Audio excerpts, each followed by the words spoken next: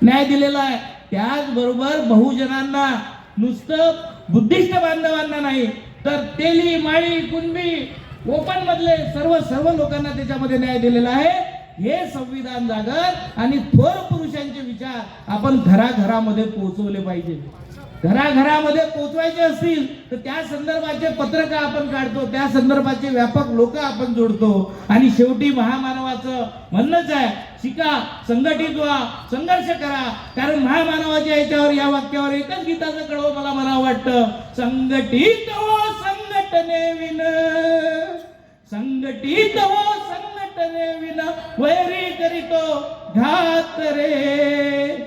दलिता शेत मजूर श्रमिक महिलांनो एक वा, उठा उभारून हात रे, उठा उभारून हात रे। आणि आजच्या आपल्या परिस्थितीमध्ये देशातली ही परिस्थिती पाहता याच संघटित होण्याच्या नाऱ्याला आपल्याला पुढे न्यावं लागेल, संघटित व्हावं लागेल, संविधान समजून घ्यावं लागेल, मनामध्ये रुजवावं लागेल आणि आपल्याला पुढे जावं लागेल।